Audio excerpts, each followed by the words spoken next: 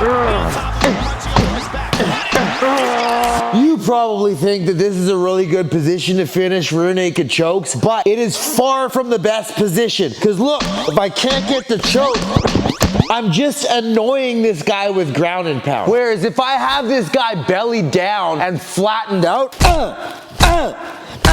I can either knock him out unless he lifts his chin, and then I choke him out. I know this because I have over 40 pro fights, and this was the most effective method to finish people. I called this system the spit roast system because you get on top of somebody, pass their guard, get to mount or back, and then just make them turn under you while you cook them in the fire. Knock them out, TKO, split them open, or choke them out. All roads lead to death. Okay, so I said that I would film this if you guys commented spit roast in that last video, and you did, so you got it. Step number one, we gotta get our hooks in once we're in turtle. I'm gonna soften them up a little bit, bang, bang, hitting around the corner and under the armpit. That generally will open up a spot here where I can throw in my inside hook. I do not want to step over and try to hook onto that side because I can fall off and have to chase the arm bar. I always get the near side hook first, okay?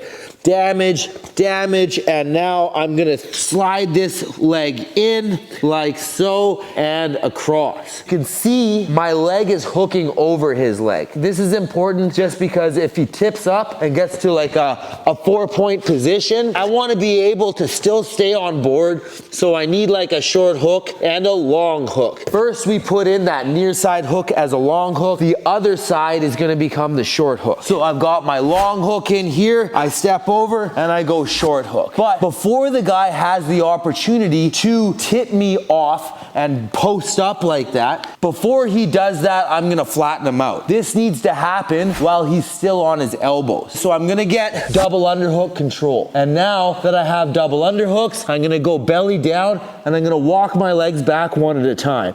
One leg, other leg, one leg, other leg. And now I can arch like this. This will put a lot of pressure directly into his back, give me control, and give me the ability to strike with force because I need enough space to strike. Okay, so I'm arching here and I'm gonna bang, bang, start doing damage. All right, now, when I do this, the person is going to start turning on their side to escape. Boom, I'm doing damage, and now he turns on his side.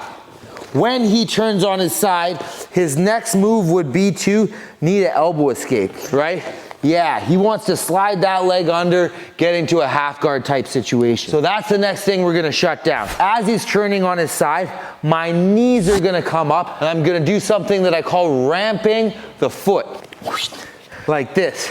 See, I make my foot into a ramp and I'm keeping it really close to his leg, right? If I was to do this, it's very easy for him to sneak that knee right underneath and it's gonna be annoying. So I'm ramping the foot, and I'm not just ramping it on one side, I'm ramping it on both sides, and I'm pinching with my legs. In this situation, I'm gonna continue to do damage with elbow strikes, and I'm just trying to hit the holes around his guard, which are generally by his ears and then down the middle. A lot of the time, this guy is gonna end up going belly up. So he goes belly up into the mount. When he does this, I'm gonna continue to ramp my feet, right? So you see that my feet are ramping his hips. So I'm ready to always have that knee to elbow escape shut down. And now I continue to do damage here. There's several shots that I like, but one of my favorite shots is the elbow straight down like this. We have 12 to 6 elbows now, so I don't really have to do this anymore. I can literally just grab this guy and start spiking right into his eye socket. Bang! His arms will come in, and then I'm hitting boom, boom around the corner. Here's one shot everybody forgets about. Okay, the arms come up like this. His solar plexus is right there. I come up and bang, right down to the solar plexus. It's a very, very good shot because that will bring his arms down, and now I can go back to attacking the head. So as soon as he's turning to his side, I'm ramping the feet to shut down that knee to elbow escape again. If he tries to pull this leg up, it's just gonna slide on top of my leg. He doesn't get anywhere for that, right? His guard is not gonna be effective. So both my feet are in these like scooping type grips on his bottom leg, the leg of his that's connected to the ground. Damage, damage, damage. You never know which way they're gonna go. Maybe they go back to mount, but most likely they will go belly down. As they go belly down, my ramping foot that is closest to his belly is gonna automatically become the hook. That happens very easily. You can see that this foot is also ramping that bottom leg. As he's turning, there's gonna be a space that opens up. Keep going, yeah, and start structuring up. As soon as that hip comes off the ground, there's gonna be a little pocket, right? Which my scooping foot, okay, my ramping foot is easily gonna slide into that hole. But then I have to right away, before he structures up, start structuring up, get double underhooks, and then flatten him out again, okay? And then bang, bang, bang, back to the damage. He turns again. I bring my legs up, I pinch my legs together, I ramp both feet on his bottom leg.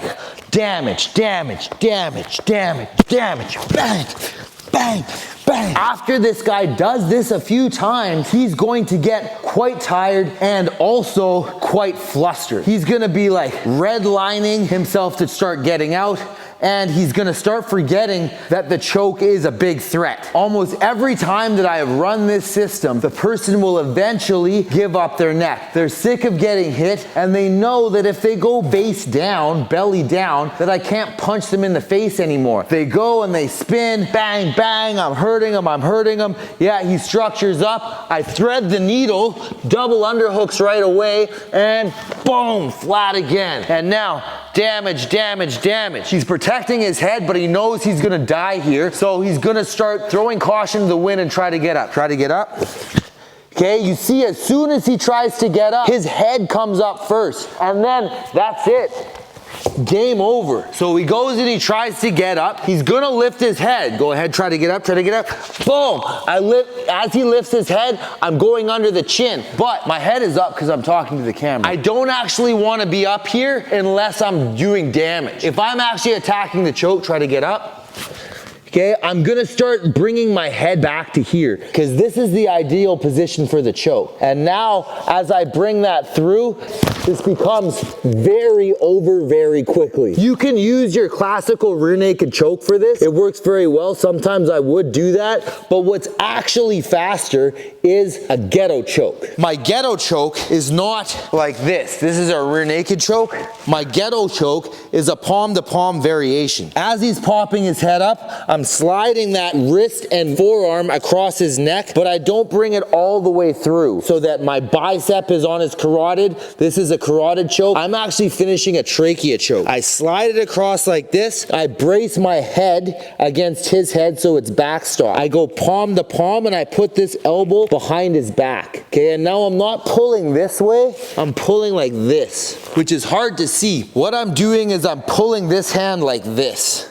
I'm pushing this into his lat and his upper thoracic spine area, and then I'm not allowing this arm to come like that, bringing the elbow across. I want to do this like a guillotine, not the guillotine choke, the actual guillotine that cuts your head off. I'm thinking I'm gonna cut the guy's head off. Okay, so I'm doing this and I'm doing that at the same time. I'm pulling this elbow back and I'm pulling the hand back.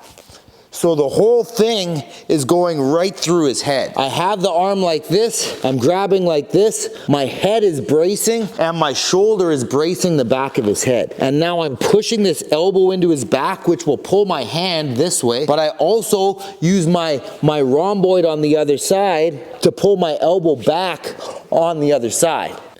And this works very, very quickly because it's so painful. It's not like the feeling of a rear naked choke, where a rear naked choke is actually not very painful. It's kind of nice. It's like two very fleshy, muscly portions of the arm on the carotid arteries. This is like the blade of the wrist right by the Adam's apple, like crushing the throat. And it also doesn't take as long to get the grip because I don't have to get all the way through like that, like I would for a rear naked choke. As soon as my hand pops out the other side of his neck, I can grab that and just bang, over. It's super devastating. So the moral of the story is we pass the guard, we get to mount, or they try to get up, we take the back from belly down, and then we flatten them, okay? Regardless, we're getting to belly down back or we're getting to mount. And then, I don't care how long I have to stay there, I just want to make sure that their guard does not come back into play. And they're not able to structure up to a 4-point position like this. I don't want them to be like this. If this happens, I'm probably going to end up belly up. I want them to be belly down in back or belly up in the mount. I'm past their guard. And then I'm just doing damage. And I'm just going to let them spin and spin and spin and spin until they decide they've had enough. They stick their neck out, and then I'm gonna cut their head off. Either they die in the fire of the onslaught, right? I split them, I break their face, I knock them out, I TKO them, or they're like, no, I've had enough, just kill me now. They put up their neck and bang, dead. I finished like 6 to 8 fights like this. I can't remember the specific number, but at least 6 and as many as 8, right? I only have, I think, 12 submission victories. Most came from this exact system. Also, as a caveat, no one showed me this. Nobody taught it to me. So if you're doing it to people, it's quite likely that unless they watch this video, they will not be expecting it. They will not have a method to defend it that is already pre-planned. They'll have to figure it out on the spot. And you try figuring something out on the spot while somebody is killing you with 12 to 6 elbows and cutting your head off. Pretty tough. For all of those that commented spit roast on the last video, there you go. See you in the next one. Peace.